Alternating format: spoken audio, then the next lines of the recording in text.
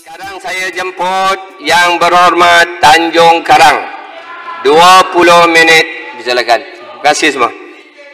Tuan Speaker, saya hanya ingin mengucapkan terima kasih kerana masa yang telah diberikan. Terima kasih. Assalamualaikum warahmatullahi wabarakatuh. Assalamualaikum. Baik, sila. Yang Okey, Berhormat terima kasih Tanjung Karang. Kemenang Speaker. 20 minit sila. Beri peluang kepada saya untuk membahaskan titah ke bawah Duli Yang Maha Mulia Seri Paduka Baginda Yang di-Pertuan Agong. Ini bab tabung haji, ini letih kita dengar dah. Saya nak minta supaya tubuhlah Suruhanjaya diraja. Ini kita dah tarang lama dah. Dari dia jadi menteri dan PA sampai sekarang, tolong tubuhkan. Ini masalah umat Islam. Jangan di bawah sana sebab kita berlainan politik. Lama rakyat menjadi mangsa. Saya ingat, bab tabung haji ni stop lah. Tubuh Suruhanjaya lah senang. Tuan Speaker. Okey, Tuan Speaker. Saya nak ucap tahniah lah pada sahabat saya, Speaker dan juga teman-teman Speaker yang dilantik. Dan tahun ini, tahun 2020. Tahun 2020 ni kalau ikut wawasan 2020 ni, negara maju yang dipelopori oleh Langkawi waktu menjadi Perdana Menteri. Tetapi nampaknya tahun 2020 ni dia dah jadi kong kali kong dah. Dia dah jadi tahun kelang kabut yang juga dipuncakan oleh Langkawi. Izinkan saya membaca petikan daripada titah yang di-Pertuan Agong. Pada 24 Februari 2020 yang lalu, naratif landscape politik negara telah sekali lagi digegarkan menerusi peletakan jawatan Perdana Menteri Malaysia yang ke-7. Betul tadi lagi. Oleh yang demikian, better bertanggungjawab untuk melantik seorang Perdana Menteri yang baru seperti mana yang dikenaki oleh Perlembagaan Persekutuan Perkara 43. Pada 25 dan 26 Februari 2020, Better telah mengadakan sesi pertemuan secara persorangan dengan ahli-ahli Dewan Rakyat untuk menilai sendiri sokongan kepercayaan mereka. Baik. Ini wawasan 2020 ni. Patut dah negara maju. Tetapi dah jadi negara kong kali kong. Menjadi kelang kabut. Saya nak ulas ini. Seperti yang saya cakap, saya nak lebih detail lagi. Kita semua tahu, ini pun sejarah ni. Saya ingat tak pernah lagi kita merdeka, tiap-tiap ahli parlimen dijemput menghadap ke bawah Duli Yang Maha Mulia yang di-Pertuan Agong untuk menentukan siapakah yang layak menjadi Perdana Menteri. Kita yang terlibat. Kita dipanggil.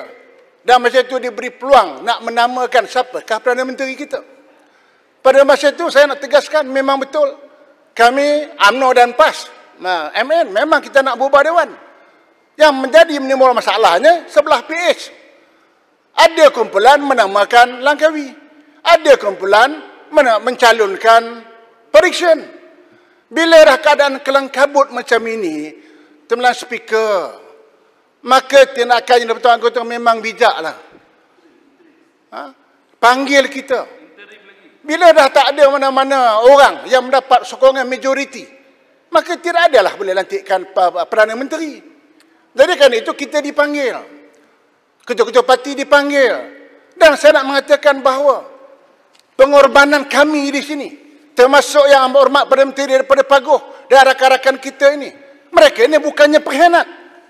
Mereka ini ialah bagi saya seperti sebatang lilin yang membakar diri mereka untuk menerangkan rakyat di dalam negara kita, mendirikan kepentingan negara kita. Bayangkan kalau keadaan politik kita kelang kabut, COVID-19 sedang menyerang kita, apa akan jadi di dalam negara kita?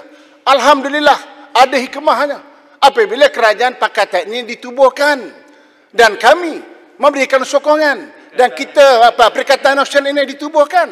Kami rela demi untuk menjaga rakyat dan juga negara kita. Tanjung Karang boleh bertanya? Nanti bagi saya habis. Saya habis poin dulu. Okey. Baik. Kerana itu saya kata, kami semua berkorban. Kerana apa? Kerana kepentingan rakyat. Bayang, saya nak ulang lagi. Kalau kita keadaan politik tidak stabil, bagaimana kita nak menghadapi masalah COVID-19? Alhamdulillah, dengan kebijaksanaan Perdana Menteri kita, daripada Paguh dan juga bantuan daripada ahli kabinet dan juga front lain, maka negara kita dijadikan contoh negara yang terbaik mengatasi COVID-19. Ini patut kita kena bersyukur. Berhentilah cakap kekhianat-kekhianat ini. Dan mereka ini sebagai lilin, saya nak beritahu. berkorban diri mereka demi untuk kepentingan rakyat dan juga negara kita. Karena itu, kita lihat, memanglah Perikatan Nasional tidak ada manifesto. Betul, tidak ada manifesto. Kita tubuh kerajaan nak menyelamatkan keadaan politik kita demi rakyat kita. Oleh itu, saya juga nak ingatkan sahabat-sahabat saya yang nak jadi menteri ini. Tolong lupakanlah manifesto daripada BN ke, manifesto daripada PH ke, tolong lupakan. Ayuh, kita tengok ke hadapan dan segala keputusan-keputusan yang dibuat mesti mengambil kira perasaan UMNO, perasaan PAS dan juga ahli gabungan yang lain. Saya minta maaf daripada Menteri KPKT. Saya amat terasa teruris hati semalam, amat terkejut apabila Menteri KPKT memberikan jawapan di dalam Dewan ini semalam, di dalam masa soal jawab semalam MQT, bahawa Yang Berhormat masih lagi mengatakan bahawa KPKT semenjak tahun 2018 sehingga sekarang masih lagi dalam penyediaan kertas untuk dibentangkan dalam kabinet yang disasarkan pada tahun 2021. Kemudian buat ketika ini KPKT telah membentuk 2 jawatan kuasa.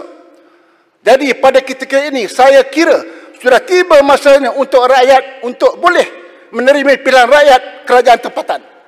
Dan saya lebih sedih lagi apabila Menteri mengatakan bahawa Selangor dan Pulau Pinang akan dijadikan negeri yang untuk jadi percubaan ini. Saya nak tegaskan dalam Dewan ini bahawa PAS dan UMNO di negeri Selangor, kami menolak pilihan raya PBT ini. Jelas. Ini siapa punya manifesto?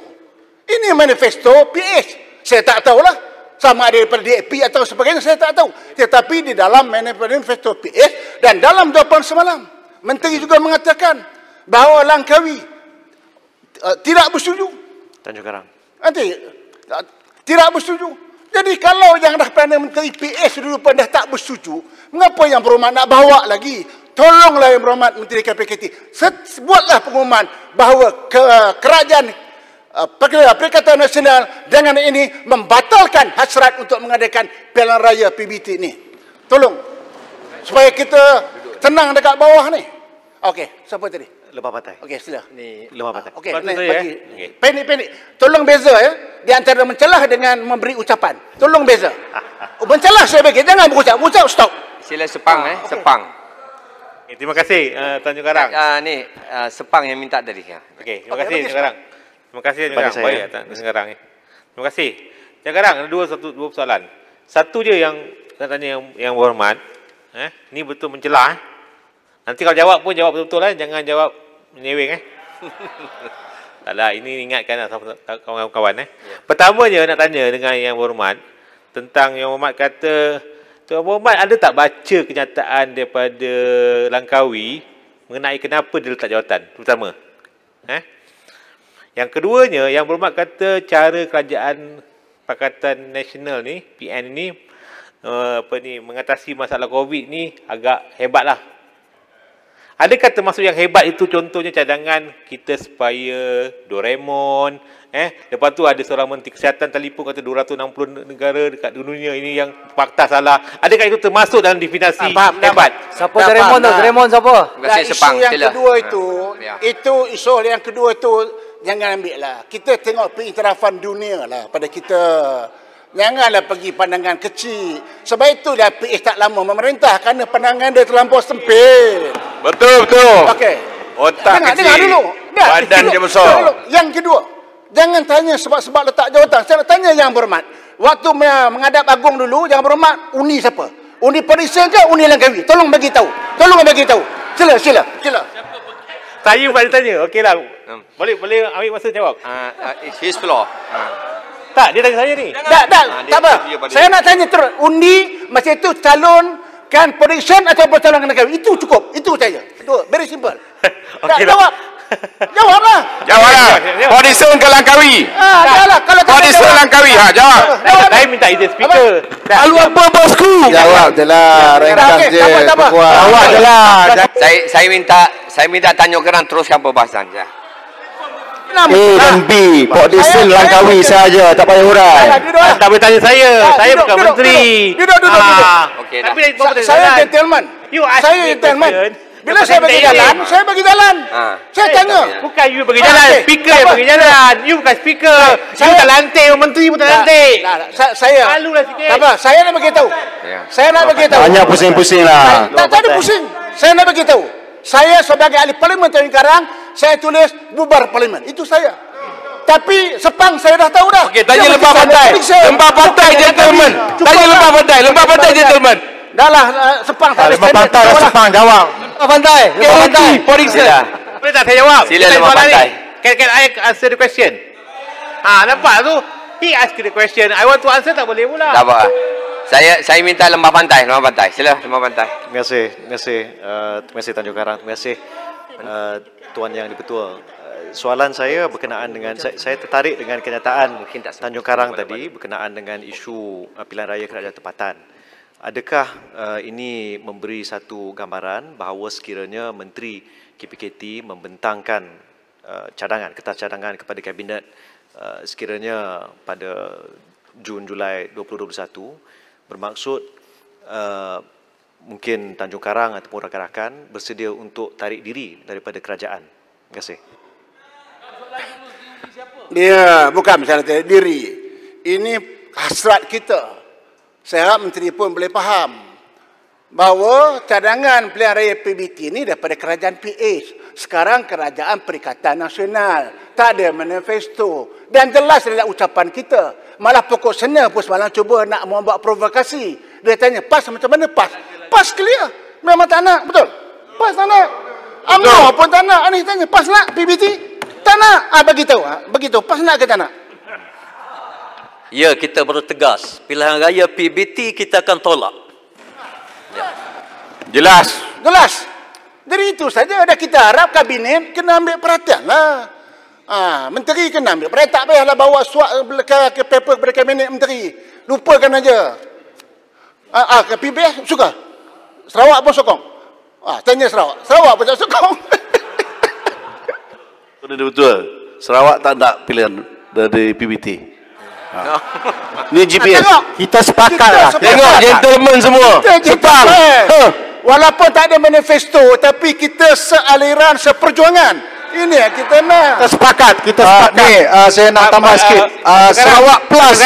Puncak Borneo. Sarawak Plus pun tak nak PBT dia ada pilihan raya. Tanjung Karang, boleh tanya lagi soalan. Sarawak pun tak nak. Tanjung Karang, boleh lagi. Tadi Puncak Borneo. Ini semua tipu Podingson. Kesian Podingson. Inilah penipu Podingson. Boleh, sikit je boleh. Apa dia lagi? Sikit je, tak boleh.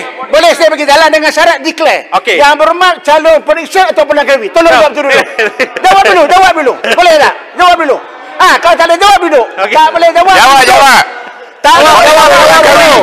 Kulim nak tahu. Jawab. Podingson ke Langkawi? Speaker yang saya tahu. Jawab je lah. Saya terus. Peguam PAS dulu jawab je. Saya nak teruskan. Masa tengah 3 Tuan Speaker, saya nak tanya dengan dia. Tanya. Boleh tak? Tanya. Kalau orang tak standard macam ini, macam mana saya nak layan? Saya tanya Soalan simple pun Sepang tak boleh jawab. Kalau soalan simple tak boleh jawab. Tak tahu Sepang. Saya bukan bercakap. Saya sekarang sedang bertanya soalan. Macam mana speaker? Kalau saya berucap pun saya jawab. Baik. Saya minta Tanjung Karang teruskan. 7 minit lagi. Sila. Baik. Saya tak layan orang yang tak ada penerian. Saya tak mau layan. Okey. Teruskan Tanjung Karang. Ya. Peran bank selalu cakap ni. Daripada PAS loncat mana? Daripada mana? Dah tak sokong Langkawi pula. Habis macam mana? Tak payahlah. Tak ada standard lah. Duduklah. Speaker. Setakat Jun ni saya nak tahu ni. Masalah pandemik COVID-19 ni. Ini serius. Kepada perusahaan kecil dan sederhana. Setakat Jun 2020. Jumlah usahawan PKS yang berdaftar di Malaysia adalah sebanyak 907,165. Syarikat dan 186,855 daripadanya ataupun 20.6% adalah usahawan PKS wanita. Daripada PKS berdaftar pula 8.85% perniagaan gulung tikar dan 91.15% mampu meneruskan perniagaan. Maksudnya ni banyak figure kita. Hanya kesimpulan saya nak buat ialah tolonglah kerajaan, agensi-agensi kerajaan, tolonglah jangan sangat nak ikut prosedur. Ini nak pinjam nak kena sitos pun nak kena tengok apa lagi. Lagi satu, sitos lagi satu. Kris apa lagi? Sekris pun nak kita tengok, sitos lagi susah. Kalau keris tu lah Mak UMNO. Jadi yang itu biar PS buat, PM jangan buat. Biar PS dah, PS orang rakyat dah tolak dah, macam-macam prosedur. Yang Menteri Kewangan dah bagi kontrak berpotong 10%, itu rakyat dah menyampah dah. Tolong, saya nak minta. Semalam Menteri Pengguna Usahawan pun dah bagi tahu perancangan yang baik. Jadi saya harap tolonglah, peruntukan khas pun telah ada. Jadi janganlah menyusahkan rakyat. Tolong rakyat, terutama yang usahawan-usahawan ni. Banyak orang cakap pelancongan bersama tadi telah dibangkitkan. Siapa nak tolong mereka ni? Kalau setakat peruntukannya saja ada, tetapi prosedurnya, SOP-nya, peraturan yang sama seperti sebelum ini, maka orang kata nanti yang kena tempelak kita. Orang kata cakap tak serupa bikin nanti. Jadi tolong ketepikanlah prosedur-prosedur ini. Yang penting lihat betul-betul bahawa usahawan ini mestilah diberikan pertolongan. Dan juga saya nak ambil kesempatan di sini juga nak mengucapkan terima kasihlah kepada Menteri Pertanian sudi datang ke Tanjung Karang. Walaupun dalam COVID tengah melanda, Menteri Pertanian sanggup menggadaikan masalah kesihatan dia. Datang turun padang, tengok sawah padi. Terima kasih. Hebat Menteri. Tantap bah. Inilah baru Menteri betul, turun padang.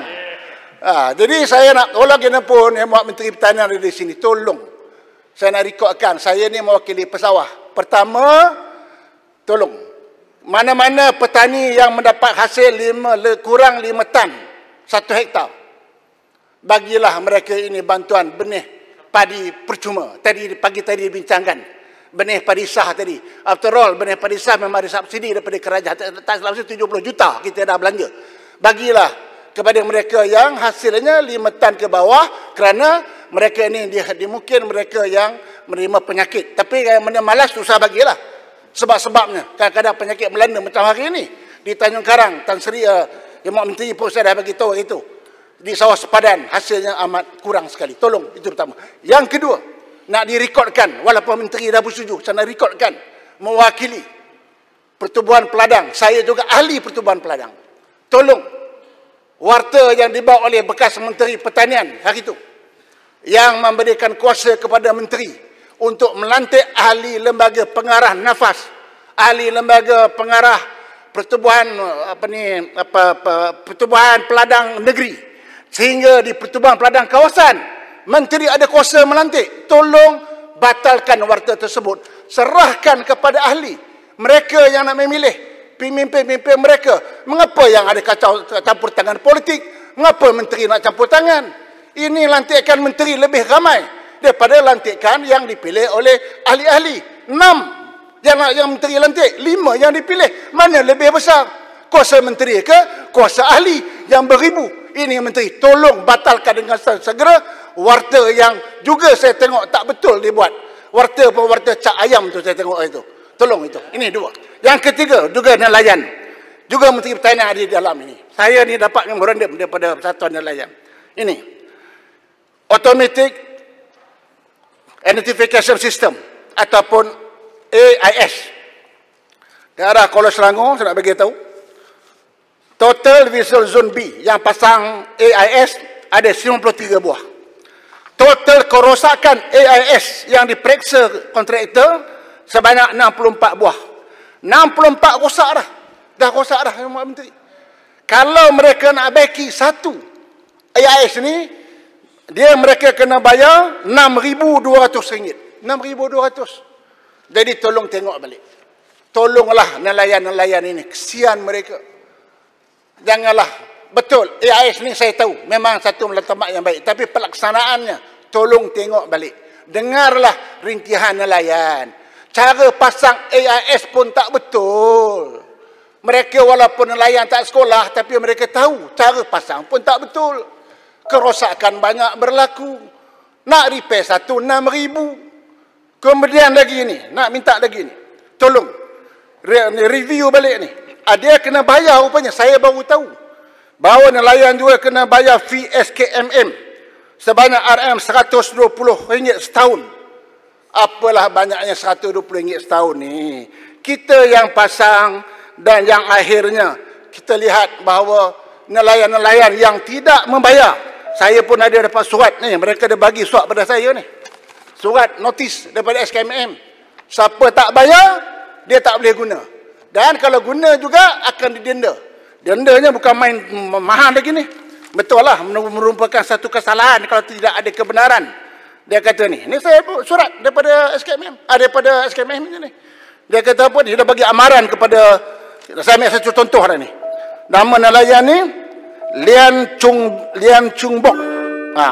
Lian Chung Bok dia cari pada Sabak Bernam.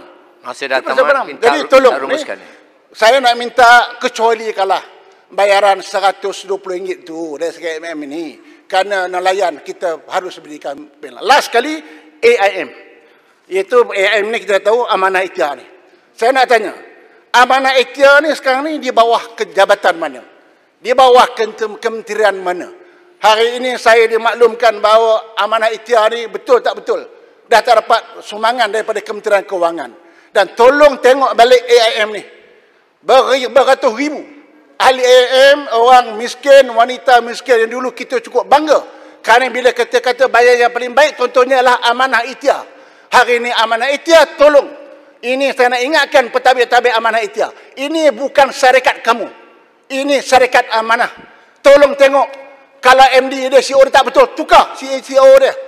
Ini saya dapat rayuan daripada amanah ikhtiar sebagai contoh ni.